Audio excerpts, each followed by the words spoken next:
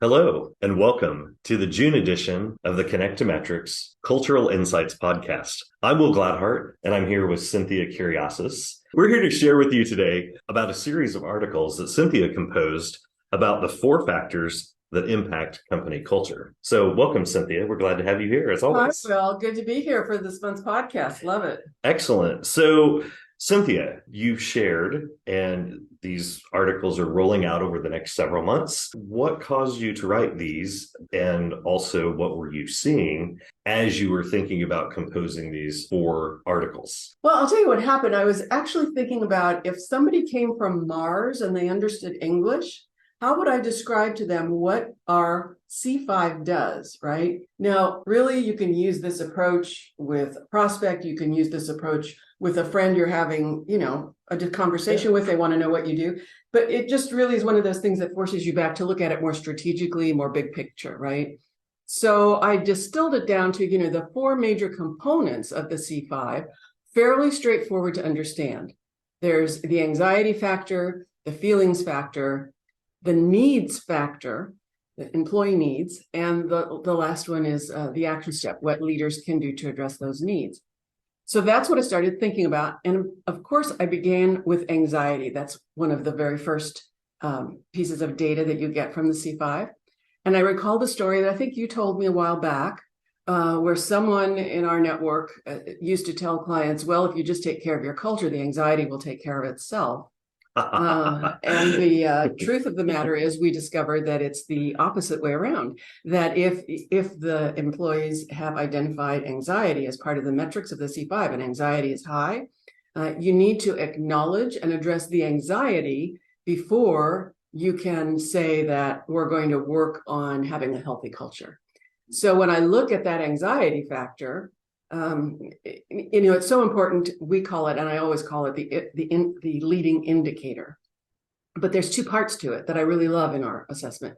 The first part, of course, tells you how many people raised their hands and said, yes, I have anxiety.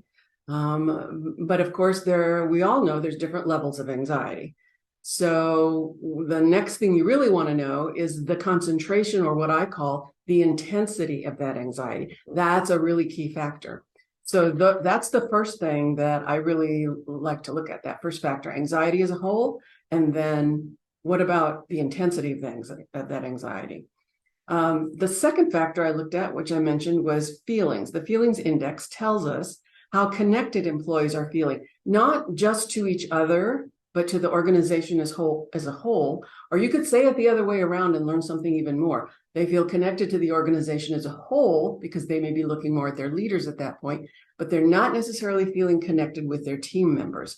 So that connectedness issue is really critical. And I suspect that most assessments that have anything to do with what's going on in an organization really want to know about how people are feeling.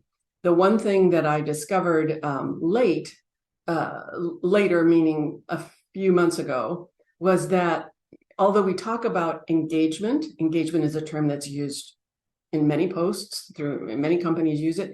What I really determined was engagement is the result of individuals who feel connected. The cause is how connected or distant they feel, which results in their employees feeling engaged or disengaged. So really, it's not necessarily the engagement score you're looking for, because that's the result. Right. You're really looking to see how connected they are. So that's our second factor, is the feelings factor.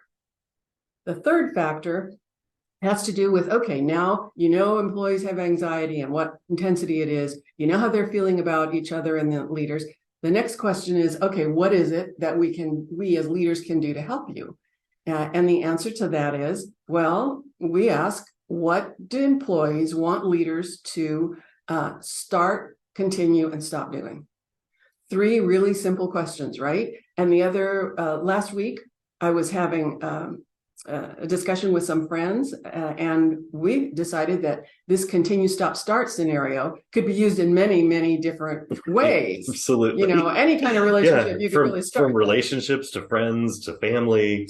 You can use that scenario to kind of narrow down. So that continue, stop, start scenario is important because that's where leaders learn what their organization is needing from them. And the thing that we, of course, focus on for the fourth factor, which is our action step, we focus on what is it that they need us to begin doing? What do they want us to start doing? And that's the basis of the fourth factor, which is the action plan. Yes, we acknowledge the stop. We have some discussions about the stop. We know that what we need to continue is what they ask us to continue, but that start factor is critical. So when we go to that fourth factor about action steps, this is where the leaders develop the actual steps that they can take within the next 30 days to do a type of turnaround, to show employees that we heard you, to acknowledge it, that we heard you, we listen, we care, and this is what we're doing. So those were the four big buckets or four big factors that I came up with. When you're thinking about the C5 dashboards and results, Cynthia, obviously you saw some trends, insights, some things that kind of cued you to write this series of articles. Is there something specific that you would advise people to look for leaders to understand and or acknowledge or react to? I think that if we acknowledge that anxiety is the leading indicator, to take very specific note of the level of anxiety. And if it is climbing a little bit each month, that's an indicator that something is going on in the organization that you need to get to. The longer that it climbs, the more intense that anxiety becomes, and the less ability to kind of squash, if you will, the challenge that's starting to create in your organization. Because when we've said this before, when anxiety blows up, and it blows up pretty fast, we need to get ahead of it rather than behind it. When we talk about feelings, it's really important in our assessment. We show the summary of the organization for feelings, but we also show the feelings between the team members, the managers or supervisors, and the senior leaders. We show them those three roles in our assessment. And it's really important to see the dynamics between those roles. So you want to see, what is it looking like between the supervisors and the team members? What might it be looking like between the managers or supervisors or with the senior leaders? You want to look at those nuances and those specifics. As I always say, the level of detail is in the specifics. You can learn more from the specifics. When I get to the needs assessment, it's pretty clear cut, right? We share the top 5 things that employees want leaders to continue doing, the top 5 to start doing, and the top 5 to stop doing. We really pay attention to the number 1 or 2 in that ladder of 5, right, because trying to give or share information about all 5, it tends to be a bit much. There can be discussion around it, but it's really that top 1 or 2 that you want to take to have a discussion. And the fourth step, which is the action plan, that's where you really want to hone in and have a discussion with leaders about, this is what it is. How do you think it's manifesting itself? What do you think we can do? What small piece of it can we do? We don't have to solve it, but what small piece of it can we begin to address and let our employees know we're doing that? So very specific, results and metrics there. Perfect. So what can a coach, consultant, or human resources do or ask as they're looking at these insights, results, or even just kind of reviewing your 4-part series of some of the pieces and insights that you found?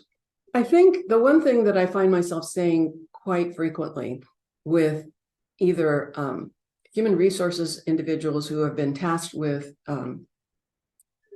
working through the assessment and or presenting to senior leaders, or with whole senior leadership teams, is to understand that this assessment is a jumping point.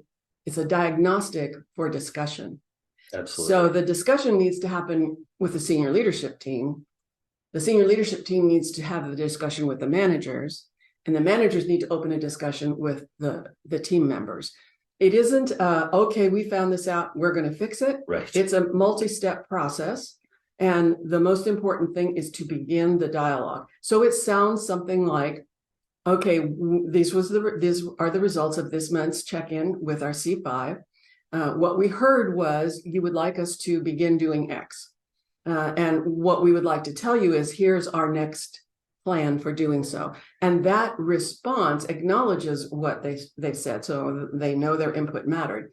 But it also gives them, the next step needs to be very, again, specific and concrete. It could be something as simple as, We are engaging in narrowing down a firm to help us with training in this area, or we would like to have a series of lunch and learns to learn more about what it is regarding this particular need from us, and to get your verbal feedback, something that is very specific, but that shows a first step. Again, it's not to fix it short term, it's to take a first step. Right. And to your point, Cynthia, you've said many times that it's not that people are tired of taking assessments or answering questions, providing feedback. They're tired of providing feedback and not feeling like their voice is heard or they are communicated with.